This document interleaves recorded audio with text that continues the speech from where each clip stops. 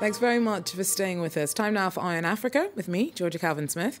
Tonight, a Kenyan flying doctors group and Africa's largest homegrown international organisation wins a top Spanish prize for its work looking out for the health of remote communities.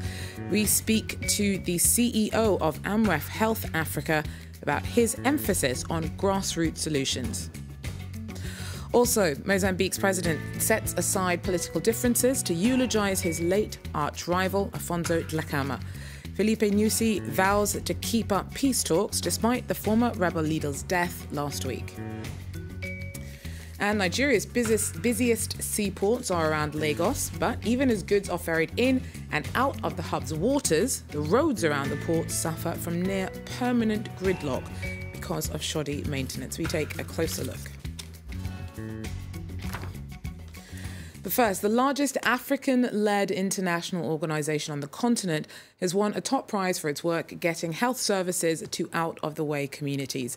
Amref Health Africa is a Kenya-based flying doctors group, and it was given Spain's prestigious €50,000 Princess of Asturias Award for international cooperation. That was on Wednesday. Now, the Amref Health Africa was founded in 1957. Today, it reaches more than 11 million people every year with projects across 35 countries, providing everything from emergency rescues to fighting disease to battling against female genital mutilation. Earlier, I spoke to Amref Health Africa's global CEO, Dr. Gitinji Gitahi, who told us more about the NGO's ethos. We're really excited, on behalf of Amref Health Africa, on behalf of the African communities, for this kind of recognition that we have received. And first and foremost is to thank the staff, the communities, and all the partners we've been working with for the last 60 years to get us to this recognition, which only gives impetus to our work and gives more energy to our work. The first thing I would like to say is that Amref has developed bottom-up from the community, working with people in multiple countries to design programming from the community level upwards. And the reason we do this is because our role as an organization is to bridge the gap that exists between the communities who are rural, who live far from the health facilities. And that gap is both geographic, it is financial, it's cultural, it's literacy, it's all these things, it's social as well. And we bring them, we bridge that gap so that the communities have access to healthcare. A good example is the work we do on female genital mutilation. Stop it, and we work with communities to design solutions that are reflective of their context so that they can abandon the harmful practice of circumcising young girls, because then when they're circumcised, they're not able to go to school, they end up getting married early. And by working with communities over a long time, we design solutions that are reflective of their culture. We also train community health workers. These are people who are based in the communities, who live in the communities, and who actually link the communities to the health facility. And in addition, we do crime. So, Doctor, is that focused on community links really what you think is at the heart of what you offer that is different from what other aid organisations operating on the continent offer? Yeah, Africa has been a recipient of more than 50% of global aid in health, actually, for the last 10 years. And yet, though we have saved a lot of lives through reduction in malaria death, maternal mortality reduction, and HIV, there has been no real systemic change. And most of the countries in Africa are still very far from achieving universal health coverage. Most of the countries still contribute to 80% of the deaths of mothers in pregnancy. That tells you there's a problem, there is a systemic problem, that actually, even with all that aid, we are not able to make institutional and systemic changes. And the reason is that most of these programming designs are not done they're not brought by communities. And therefore, Amref's difference is that we work with communities to co-develop, co-design, and co-empower the communities so that they take charge of their own problems. Well, Mozambique's president, Filipe Nyusi, paid respects to his late arch-rival. Thousands of mourners turned out to the city of Beira for the memorial service of Afonso Dhlakama on Wednesday. The 65-year-old headed up Renamo for 39 years whilst it was still a rebel group fighting against the ruling Frelimo party. It transitioned into an opposition party in 1992. Dhlakama had been due to run for the presidency next year before he passed away last week. He'd also been in delicate talks with the government about a formalised peace deal. President Nyusi's promised that Dhlakama's death will not jeopardise negotiations. I want to reaffirm that I will carry on with the work that we began together towards peace and strengthening our democracy through a commitment to decentralization. I reaffirm my availability to continue the process of disarmament, demobilization, and social integration of the Renamo militia that has already begun. Well, Nigeria's busiest seaports are around Lagos, but even as goods are ferried in and out of the hub's waters, the roads around the ports suffer from near permanent gridlock because of shoddy maintenance. It's an ongoing problem that's impacting businesses. France 24's correspondents report. On every stretch of road leading to Lagos's port, container lorries and fuel tankers are stuck. This gridlock happens every day. The port road is in a bad condition with giant potholes. Many drivers have been on the road for more than a week, and with the port in sight, it's frustrating. From now to Appapa, we are spending like 5 days. Before, it's like 30 minutes. Are you getting me? So now we are just suffering for nothing. Lagos port authorities say the majority of containers entering and exiting Nigeria do so from here. But there is no alternative access route. Lengthy roadworks making improvements only add to the daily gridlock. In turn, these chronic traffic jams impact businesses. For those trying to manage the traffic, it is a difficult job.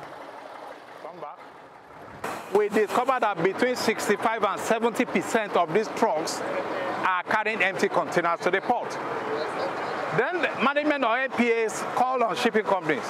Look, you are supposed to have empty container holding bay all over the world. Ports are transit area. They are not storage area for anything. Lagos deals with 2/3 of Nigeria's total customs revenues. Both import and export businesses using the port feel the impact. Trade unions want to resolve this issue, and relocation has been suggested. We have worry.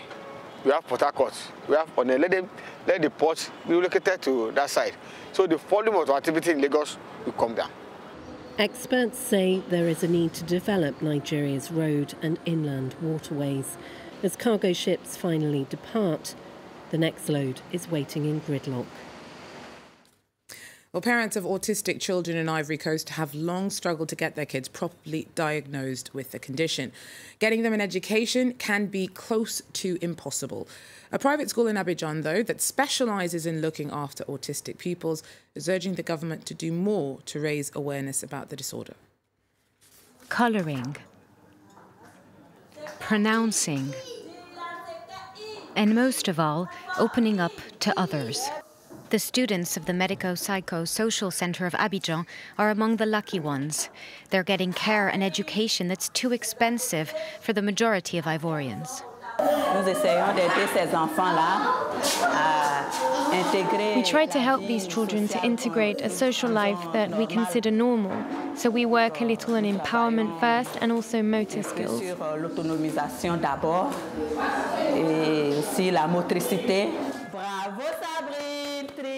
And even for these children, the centre's director says much more could be done. In Ivory Coast, there are very few specialist doctors, like psychomotricians or speech therapists. Autistic children in Ivory Coast are left behind. They are not cared for. The state has not yet become involved, and it is the associations that have taken charge of this work. Stephen Kablin has an autistic son, but until he took him on holiday to France, he didn't know about his condition. In Ivory Coast, we don't know what autism is. My son, until the age of 4 or 5 years, he didn't speak, and so in kindergarten, he was always in his corner. He was not playing with the other children. He now wants to launch what he calls a campaign to demystify autism in Ivory Coast, to make sure that more autistic kids have access to places like these.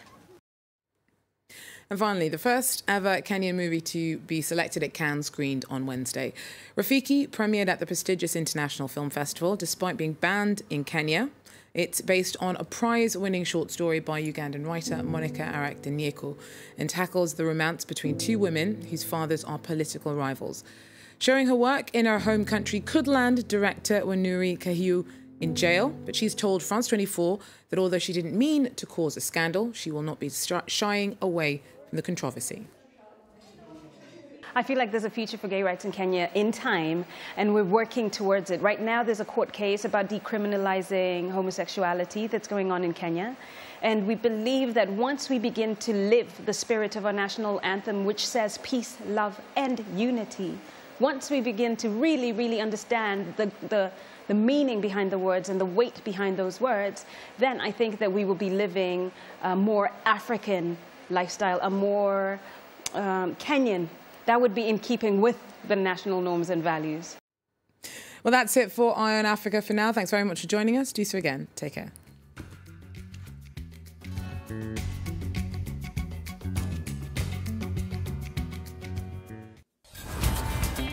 In this new episode of The Observer's Direct, France 24 heads to the French islands of Mayotte in the Indian Ocean.